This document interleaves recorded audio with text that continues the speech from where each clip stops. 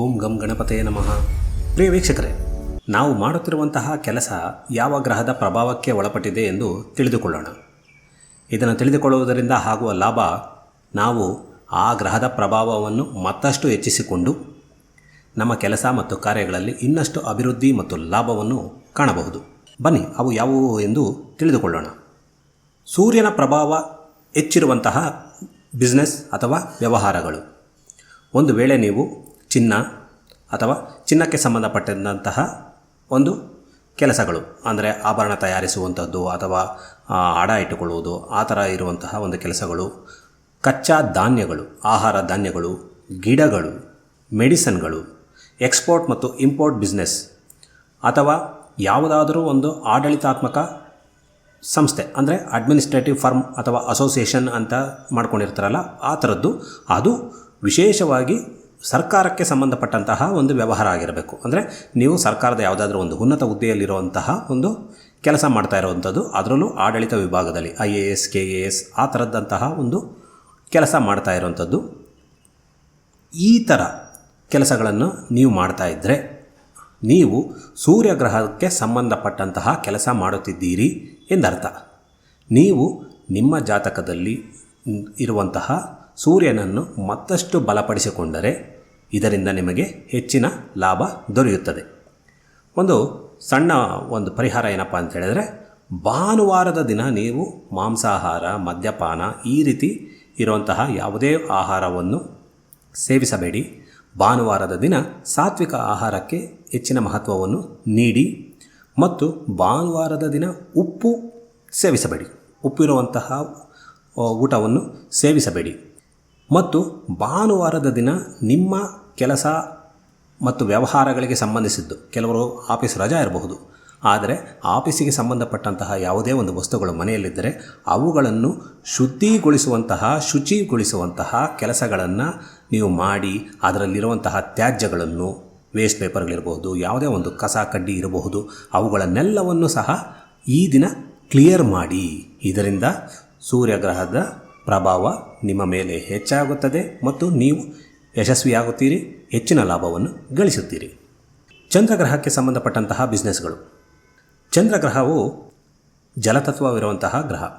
ಹಾಗಾಗಿ ನೀರು, ಆಹಾರ, ಸಾಫ್ಟ್ ಡ್ರಿಂಕ್, ಬೆಳ್ಳಿ, ಟ್ರಾವೆಲ್, ಫುಡ್, ಆಹಾರಕ್ಕೆ ಸಂಬಂಧಪಟ್ಟಂತಹ ಒಂದು ಕೆಲಸ ಕಾರ್ಯಗಳು, ಗಾರ್ಮೆಂಟ್ಗಳು, ಫಾರ್ಮಿಂಗ್ ಲ್ಯಾಂಡ್, ಉಪ್ಪು ಮತ್ತು ಋತುಗಳಿಗೆ ಸಂಬಂಧಪಟ್ಟಂತಹ ಒಂದು ಸೀಸನಲ್ ಬಿಸ್ನೆಸ್. ಅಂದರೆ ಯಾವುದೋ ಒಂದು ಚಳಿಗಾಲದಲ್ಲಿ ಮಾತ್ರ ನೀವು ಕೆಲಸ ಮಾಡ್ತಾ ಇರ್ತಾರೆ, ಬೇಸಿಗೆಯಲ್ಲಿ ಮಾತ್ರ ಆ ಒಂದು ಕೆಲಸ ಬರ್ತಾ ಇರುತ್ತೆ. ಆ ಥರ ಒಂದು ಋತುಗಳಿಗೆ ಮಾತ್ರ ಸಂಬಂಧಪಟ್ಟಂತಹ ಒಂದಷ್ಟು ಕೆಲಸಗಳು, ತುಂಬ ರೇರ್ ಅದು. ಆ ತರಹ ಕೆಲಸಗಳನ್ನು ನೀವು ಮಾಡುತ್ತಾ ಇದ್ದರೆ ನೀವು ಚಂದ್ರಗ್ರಹಕ್ಕೆ ಸಂಬಂಧಪಟ್ಟಂತಹ ಬಿಸ್ನೆಸ್ಸನ್ನು ಮಾಡ್ತಾ ಇದ್ದೀರಾ ಎಂದು ಅರ್ಥ. ಇವರೇನು ಮಾಡಬೇಕಪ್ಪ ಅಂದರೆ, ತಾಯಿಯಾಗಿರಬಹುದು ಅಥವಾ ಯಾವುದೇ ಒಂದು ವಯಸ್ಸಾಗಿರುವಂತಹ ಸ್ತ್ರೀಯರನ್ನು, ವಿಶೇಷವಾಗಿ ಸ್ತ್ರೀಯರು, ಎಲ್ಲರ ಸ್ತ್ರೀಯರನ್ನು ಗೌರವದಿಂದ ಕಾಣಬೇಕು. ಅದರಲ್ಲೂ ನಿಮ್ಮ ಕುಟುಂಬದಲ್ಲಿರುವಂತಹ ಸ್ತ್ರೀಯರಿಗೆ ಹೆಚ್ಚಿನ ಮರ್ಯಾದೆಯನ್ನು ನೀಡಬೇಕು. ಪೌರ್ಣಮಿಯ ದಿನ ನೀವು ಉಪವಾಸವನ್ನು ಮಾಡಿದರೆ ಒಳ್ಳೆಯದು. ಸಾಧ್ಯವಾದಾಗೆಲ್ಲ ಅಮ್ಮನಿಗೆ ಅಥವಾ ಅಮ್ಮನ ಸಮಾನವರಾಗಿರುವಂತಹ ಅತ್ತೆ ಆಗಿರಬಹುದು, ಚಿಕ್ಕಮ್ಮ ಆಗಿರಬಹುದು, ದೊಡ್ಡಮ್ಮ ಆಗಿರಬಹುದು, ಅಜ್ಜಿ ಆಗಿರಬಹುದು, ಇಂಥವರಿಗೋಸ್ಕರ ನಿಮ್ಮ ಒಂದು ವ್ಯಾಪಾರದಲ್ಲಿ ಬರುವಂತಹ ಯಾವುದಾದ್ರೂ ಒಂದು ಸಣ್ಣ ಮೊತ್ತವನ್ನು, ಅಂದರೆ ನೀವು 100 ರೂಪಾಯಿ ಸಂಪಾದನೆ ಮಾಡ್ತೀರಾ ಅಂತ ಹೇಳಿದರೆ ಅದರಲ್ಲಿ 1 ರೂಪಾಯಿ ಆದರೂ ಸರಿ ಇವರಿಗೆ ಒಂದು ಸಣ್ಣ ಗಿಫ್ಟನ್ನು ತೆಗೆದುಕೊಂಡು ಬಂದು ಕೊಡಿ. ಸುಮಾರು ಜನರ ಸಂಬಂಧ ಸರಿ ಇಲ್ಲ ಅಂತ ಹೇಳಿದರೆ ಅಂಥವರು ಬೇರೆ ಯಾವುದಾದ್ರೂ ಒಂದು ನಿಮ್ಮ ಪ್ರೀತಿ ಪಾತ್ರರಾಗಿರುವಂತಹ, ನಿಮ್ಮ ಶ್ರೇಯಸ್ಸನ್ನು ಬಯಸುವಂತಹ, ನಿಮ್ಮ ಶ್ರೇಯಸ್ಸನ್ನು ಖುಷಿ ಪಡುವಂತಹ ಒಂದು ಮಾತೃಸ್ವರೂಪರಾಗಿರುವಂತಹ ಹೆಂಗಸರಿಗೆ ಗಿಫ್ಟನ್ನು ಕೊಡುವುದರಿಂದ ನಿಮ್ಮ ವ್ಯವಹಾರ ಮತ್ತಷ್ಟು ಮಗದಷ್ಟು ಅಭಿವೃದ್ಧಿಯಾಗುತ್ತದೆ. ಮಂಗಳ ಗ್ರಹಕ್ಕೆ ಸಂಬಂಧಪಟ್ಟಂತಹ ವ್ಯವಹಾರಗಳು. ಒಂದು ವೇಳೆ ನೀವು ಯಾವುದಾದರೂ ಲ್ಯಾಂಡ್ ಡೀಲರ್ ಆಗಿದ್ದರೆ, ರಿಯಲ್ ಎಸ್ಟೇಟ್ ಬಿಸ್ನೆಸ್ ಮಾಡುತ್ತಿದ್ದರೆ, ಕಮ್ಮಾರರ ಕೆಲಸ ಮಾಡುತ್ತಿದ್ದರೆ, ಕನ್ಸ್ಟ್ರಕ್ಷನ್ ಬಿಸ್ನೆಸ್ ಮಾಡ್ತಾ ಇದ್ದರೆ, ರೆಸ್ಟೋರೆಂಟ್ ಬಿಸ್ನೆಸ್, ಜಿಮ್, ಮೆಡಿಕಲ್ ಫೀಲ್ಡಲ್ಲಿ ಮೆಡಿಕಲ್ ರೆಪ್ ಆಗಿರುವಂಥವರು, ಇವರು ಎಲ್ಲರೂ ಸಹ ಮಂಗಳ ಗ್ರಹದ ಸಂಬಂಧಪಟ್ಟಂತಹ ಬಿಸ್ನೆಸ್ಸನ್ನು ಮಾಡುತ್ತಾ ಇರುತ್ತಾರೆ ಎಂದರ್ಥ.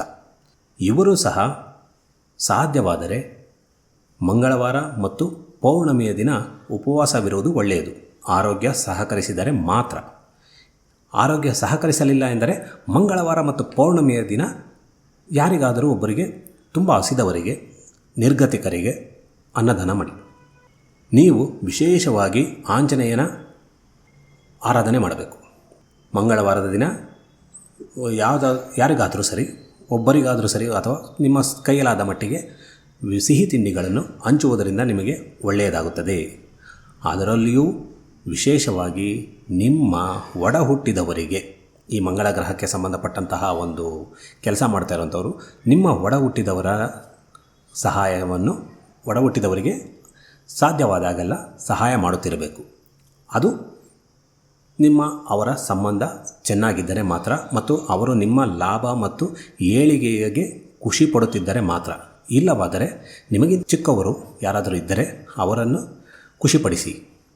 ಬುಧ ಗ್ರಹಕ್ಕೆ ಸಂಬಂಧಪಟ್ಟಂತಹ ಬಿಸ್ನೆಸ್, ಒಂದು ವೇಳೆ ನೀವು ಯಾವುದಾದರೂ ಒಂದು ಸಂಸ್ಥೆಯ ಅತ್ಯುನ್ನತ ಹುದ್ದೆಯಲ್ಲಿದ್ದರೆ, ಪಬ್ಲಿಷಿಂಗ್ ಹೌಸ್ ಅಥವಾ ಮುದ್ರಣ, ಯಾವುದಾದ್ರೂ ಪುಸ್ತಕಗಳ ಮುದ್ರಣವನ್ನು ಮಾಡುತ್ತಿದ್ದರೆ, ಅಥವಾ ನ್ಯೂಸ್ ಪೇಪರ್ ಮುದ್ರಣ ಮಾಡುತ್ತಿದ್ದರೆ, ಬುಕ್ ಪ್ರಿಂಟ್ಗಳನ್ನು ಮಾಡುತ್ತಿದ್ದರೆ, ಆಮೇಲೆ ಯಾವುದಾದರೂ ಭಾಷೆಯನ್ನು ನೀವು ಕಲಿಸುವವರಾಗಿದ್ದರೆ, ಸ್ಪೋಕನ್ ಇಂಗ್ಲೀಷ್ ಆಗಿರ್ಬೋದು, ಸ್ಪೋಕನ್ ಕೊರಿಯನ್ನು, ಜಪಾನೀಸ್, ಆ ಥರದ್ದು ಭಾಷೆಗೆ ಸಂಬಂಧಪಟ್ಟಂತಹ ಕೆಲಸ ಮಾಡ್ತಾ ಇದ್ದರೆ, ಅದನ್ನು ಬೋಧಿಸುತ್ತಿದ್ದರೆ, ಆಮೇಲೆ ನಿಮ್ಮ ಒಂದು ಬಿಸ್ನೆಸ್ ಕಮ್ಯುನಿಕೇಷನ್ಗೆ ಸಂಬಂಧಪಟ್ಟಂಥದ್ದಾಗಿದ್ದರೆ, ಅಂದರೆ ಇಂಟರ್ಪ್ರಿಟರ್ಗಳು, ಟ್ರಾನ್ಸ್ಲೇಟರ್ಗಳು ಆಗಿದ್ದರೆ, ಫೋನ್ಗಳನ್ನು, ಸಾಫ್ಟ್ವೇರ್ಗಳನ್ನು ಮಾರುವವರು ನೀವಾಗಿದ್ದರೆ, ನೀವು ಬುಧಗ್ರಹಕ್ಕೆ ಸಂಬಂಧಪಟ್ಟಂತಹ ಕೆಲಸ ಮಾಡುತ್ತಿದ್ದೀರಿ ಎಂದರ್ಥ.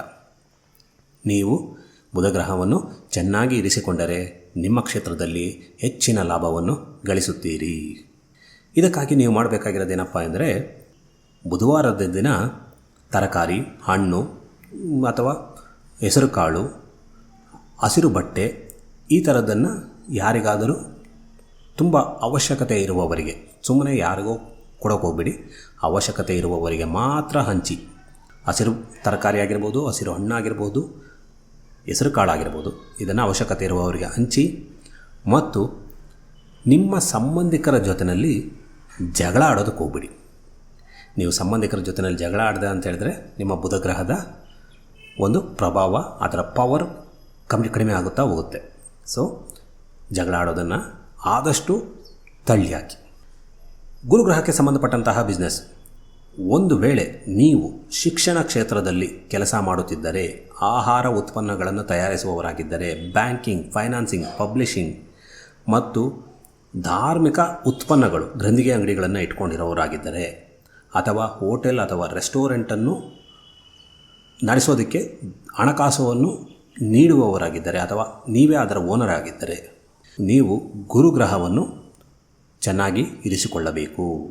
ಇದಕ್ಕಾಗಿ ನೀವು ಮಾಡಬೇಕಾಗಿರೋ ಕೆಲಸ ಏನಪ್ಪ ಅಂತ ಹೇಳಿದ್ರೆ, ವಿಶೇಷವಾಗಿ ಗುರುವಾರದ ದಿನ ಲಕ್ಷ್ಮೀನಾರಾಯಣನ ದೇವಸ್ಥಾನಕ್ಕೆ ಭೇಟಿ ನೀಡಬೇಕು. ಅಲ್ಲಿ ಅಥವಾ ಬೇರೆ ಎಲ್ಲಾದರೂ ಸರಿ, ಯಾರಿಗಾದರೂ ಅವಶ್ಯಕತೆ ಇರುವವರಿಗೆ ಸಿಹಿ ತಿಂಡಿಯನ್ನು ದಾನ ಮಾಡಿ. ಅದು ಹಳದಿ ಸಿಹಿ ತಿಂಡಿ ಆಗಿದ್ದರೆ ಒಳ್ಳೆಯದು, ಲಾಡು ಆ ಥರದ್ದು. ಹಳದಿ ಬಟ್ಟೆಯನ್ನು ಅಥವಾ ಹಳದಿ ಬಣ್ಣದ ಯಾವುದೇ ವಸ್ತುಗಳನ್ನು ಬಡವರಿಗೆ, ಅವಶ್ಯಕತೆ ಇರುವವರಿಗೆ ದಾನ ಮಾಡಿ. ನಿಮ್ಮ ಗುರುಗಳು ಮತ್ತು ಹಿರಿಯರನ್ನು ಗೌರವಿಸಿ. ಇದರಿಂದ ನಿಮ್ಮ ಗುರುಗ್ರಹದ ಪ್ರಭಾವ ಹೆಚ್ಚಾಗುತ್ತದೆ ಮತ್ತು ನೀವು ನಿಮ್ಮ ವ್ಯವಹಾರ ಕ್ಷೇತ್ರದಲ್ಲಿ ಹೆಚ್ಚು ಹೆಚ್ಚು ಲಾಭವನ್ನು ಗಳಿಸುತ್ತೀರಿ. ಶುಕ್ರ ಗ್ರಹಕ್ಕೆ ಸಂಬಂಧಪಟ್ಟಂತಹ ಬಿಸ್ನೆಸ್, ಒಂದು ವೇಳೆ ನೀವು ಲಕ್ಸುರಿ ಐಟಮ್ಗಳನ್ನು ಮಾರುವವರಾಗಿದ್ದರೆ, ಕಾರ್ ಆಗಿರ್ಬೋದು, ಸೋಫಾಗಳಾಗಿರ್ಬೋದು, ಯಾವುದಾದ್ರೂ ಒಂದು ತುಂಬ ಲಕ್ಸುರಿ ಅನಿಸೋಂತಹ ಯಾವುದೇ ವಸ್ತುಗಳನ್ನು ಮತ್ತು ಐಟಮ್ಗಳನ್ನು ಮಾರುತ್ತಿದ್ದರೆ, ಹೋಟೆಲ್ಗಳಲ್ಲಿ ಪಂಚತಾರ ಹೋಟೆಲ್ಗಳು, ಸಪ್ತತಾರ ಹೋಟೆಲ್ಗಳು ಅಂದರೆ 5 ಸ್ಟಾರ್ ಹೋಟೆಲು, 7 ಸ್ಟಾರ್ ಹೋಟೆಲ್ಗಳು, ರೆಸ್ಟೋರೆಂಟ್ಗಳು, ಆಮೇಲೆ ಪೇಂಟಿಂಗ್, ಮ್ಯೂಸಿಕ್, ಡಾನ್ಸ್ ಮತ್ತು ಸಾರ್ವಜನಿಕ ಸಂಬಂಧಗಳು, ಪಬ್ಲಿಕ್ ರಿಲೇಷನ್ಶಿಪ್, PR ಅಂತ ಕೆಲಸ ಮಾಡ್ತಾ ಇರ್ತಾರಲ್ಲ ಅವರು, ಆ್ಯಕ್ಟಿಂಗು, ಮೆಡಿಸನ್ನು, ಗಾರ್ಮೆಂಟ್ಸು ಅಂದರೆ ಒಳ್ಳೊಳ್ಳೆ ಬಟ್ಟೆ ಡಿಸೈನ್ ಮಾಡೋಂಥವ್ರು, ಆಮೇಲೆ ಇಂಟೀರಿಯರ್ ಡಿಸೈನ್ ಮಾಡೋಂಥವ್ರು, ಅದಾದಮೇಲೆ ಈ TV ಆ ಥರದ್ದು ಯಾವುದಾದ್ರೂ ಒಂದು ಸೀರಿಯಲ್ಗಳು ಆ ಥರದ್ರಲ್ಲಿ ಕೆಲಸ ಮಾಡೋಂಥವ್ರು ಆಗಿದ್ದರೆ ಅಂಥವರು ಶುಕ್ರ ಗ್ರಹದ ಸಂಬಂಧಪಟ್ಟಂತಹ ಕೆಲಸ ಮಾಡುತ್ತಿದ್ದಾರೆ ಎಂದರ್ಥ. ಇವರು ವಿಶೇಷವಾಗಿ ಲಕ್ಷ್ಮೀದೇವಿಯನ್ನು ಆರಾಧಿಸಬೇಕು ಮತ್ತು ಇವರು ತಮ್ಮ ಶ್ರೀಮತಿಯನ್ನು, ಮದುವೆ ಆಗಿದ್ದರೆ ತಮ್ಮ ಶ್ರೀಮತಿಯನ್ನು ಚೆನ್ನಾಗಿ ನೋಡಿಕೊಳ್ಳಬೇಕು. ಮನೆಯಲ್ಲಿರುವಂತಹ ಶ್ರೀಮತಿ ಲಕ್ಷ್ಮೀದೇವಿ ಸ್ವರೂಪಳು. ಆಕೆಗೆ ಇಷ್ಟವಾಗುವಂತಹ ಗಿಫ್ಟ್ಗಳನ್ನು ನೀವು ನೀಡಿದರೆ ನಿಮ್ಮ ವ್ಯವಹಾರ ಇಂಪ್ರೂವ್ ಆಗುತ್ತದೆ. ಇದೇ ಕೆಲಸವನ್ನು ಹೆಂಗಸರು ಮಾಡ್ತಾಯಿದ್ದರೆ ಅವರು ತಮ್ಮ ಗಂಡನಿಗೆ ಉಡುಗೊರೆಯನ್ನು ನೀಡಬೇಕಾಗುತ್ತದೆ. ಈ ಉಡುಗೊರೆಯನ್ನು ಶುಕ್ರವಾರ ಸಂಜೆಯ ಹೊತ್ತು, ಅಂದರೆ ಸೂರ್ಯಾಸ್ತಮಾನ ನಂತರ ಖರೀದಿಸಿ ನೀಡಿದರೆ ಇದರ ಶುಭ ಫಲಗಳು ಹೆಚ್ಚಾಗುತ್ತವೆ. ಶನಿ ಗ್ರಹಕ್ಕೆ ಸಂಬಂಧಪಟ್ಟಂತಹ ಬಿಸ್ನೆಸ್, ಒಂದು ವೇಳೆ ನೀವು ಆಯಿಲ್ ಅಂದರೆ ಪೆಟ್ರೋಲ್ ಬಂಕ್ಗಳು ಅಥವಾ ಯಾವುದೇ ರೀತಿಯ ಎಣ್ಣೆಯ ಪದಾರ್ಥಗಳನ್ನು ಮಾರುವವರಾಗಿದ್ದರೆ, ಮೈನಿಂಗ್ ಕೆಲಸ ಮಾಡ್ತಾ ಇದ್ದರೆ, ಕಾನೂನಿಗೆ ಸಂಬಂಧಪಟ್ಟಂತಹ ಲಾಯರ್ಗಳು ಅಥವಾ ಲಾ ಫರ್ಮ್ಗಳನ್ನು ನಡೆಸುವವರಾಗಿದ್ದರೆ, ಕಬ್ಬಿಣ ಮತ್ತು ಹೊಲ ಗದ್ದೆಗಳನ್ನು ಮಾಡುವವರಾಗಿದ್ದರೆ, ಕಬ್ಬಿಣ ಮಾರುವವರು, ಹೊಲ ಗದ್ದೆಗಳಲ್ಲಿ ಕೆಲಸ ಮಾಡುವವರು ಸಹ ಇದಕ್ಕೆ ಸಂಬಂಧಪಟ್ಟಿರ್ತಾರೆ. ರಿಯಲ್ ಎಸ್ಟೇಟ್ ಸಹ ಇದಕ್ಕೆ ಸಂಬಂಧಪಟ್ಟಂತಹ ಒಂದು ಕೆಲಸವೇ ಆಗಿರುತ್ತದೆ. ಮತ್ತು ವಿಶೇಷವಾಗಿ ಈ ಒಂದು ಸ್ಟಾಫಿಂಗ್ ಏಜೆನ್ಸಿ ಬರುತ್ತೆ. ಸ್ಟಾಫಿಂಗ್ ಏಜೆನ್ಸಿ ಅಂದರೆ ಮ್ಯಾನ್ ಪವರ್ ಸಪ್ಲೈ ಮಾಡುವಂತಹ ಒಂದು ಕಂಪನಿಗಳು.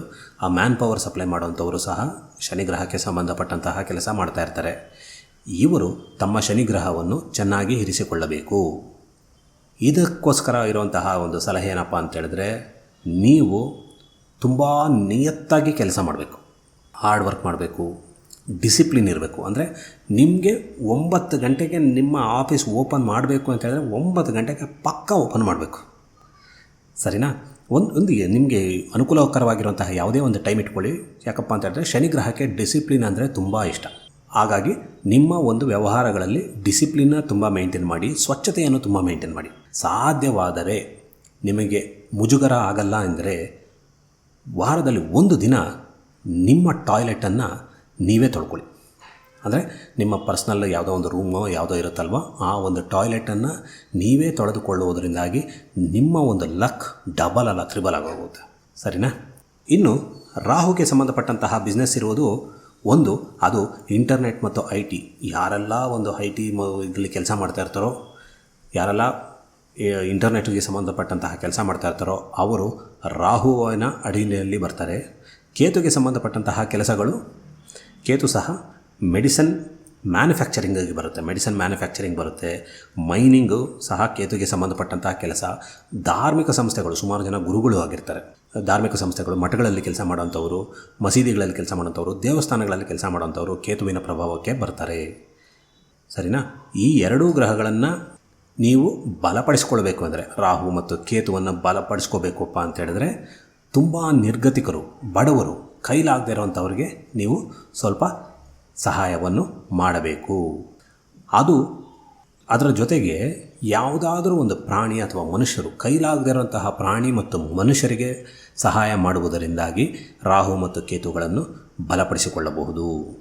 ರಾಹು ಮತ್ತು ಕೇತುಗಳನ್ನು ಬಲಪಡಿಸ್ಕೋಬೇಕಪ್ಪ ಅಂತ ಹೇಳಿದ್ರೆ, ರಾಹುವನ್ನು ಬಲಪಡಿಸ್ಕೋಬೇಕು ಅಂತ ಹೇಳಿದ್ರೆ ಚಾಮುಂಡೇಶ್ವರಿ ಅಥವಾ ದುರ್ಗಾಮಾತೆಯನ್ನು ಆರಾಧನೆ ಮಾಡಿದರೂ ಸಹ ರಾಹು ಬಲಗೊಳ್ಳುತ್ತದೆ. ಕೇತುವನ್ನು ಬಲಪಡಿಸಬೇಕು ಎಂದರೆ ನೀವು ಗಣೇಶನ ಆರಾಧನೆ ಮಾಡಬೇಕು. ಜೊತೆಗೆ ನಾಯಿ, ಹಸು, ಇರುವೆ, ಮೀನು ಈ ರೀತಿಯ ಪ್ರಾಣಿಗಳಿಗೆ ಮತ್ತು ಪಕ್ಷಿಗಳಿಗೆ ಆಹಾರ ನೀಡುವುದರಿಂದ ರಾಹು ಮತ್ತು ಕೇತು ಬಲಗೊಳ್ಳುತ್ತವೆ. ತಿಳಿತಲ್ಲ ವೀಕ್ಷಕರೇ, ಯಾವ ವ್ಯವಹಾರ ಯಾವ ಗ್ರಹದ ಪ್ರಭಾವಕ್ಕೆ ಬರುತ್ತದೆ ಮತ್ತು ಯಾವ ಒಂದು ಗ್ರಹವನ್ನು ಇಂಪ್ರೂವ್ ಮಾಡಿಕೊಂಡರೆ ನಮ್ಮ ಒಂದು ವ್ಯವಹಾರದಲ್ಲಿ ಹೆಚ್ಚಿನ ಸಕ್ಸಸ್ಸನ್ನು ನಾವು ಕಾಣಬಹುದು ಎಂದು. ಈ ವಿಡಿಯೋ ಇಷ್ಟವಾದರೆ ದಯವಿಟ್ಟು ಲೈಕ್ ಮಾಡಿ, ಶೇರ್ ಮಾಡಿ, ಕಮೆಂಟ್ ಮಾಡಿ. ನೀವು ನೋಡುತ್ತಿದ್ದೀರಾ ಜ್ಯೋತಿಷ್ಯ ಟಿಪ್ಸ್ ಚಾನೆಲ್. ಧನ್ಯವಾದಗಳು.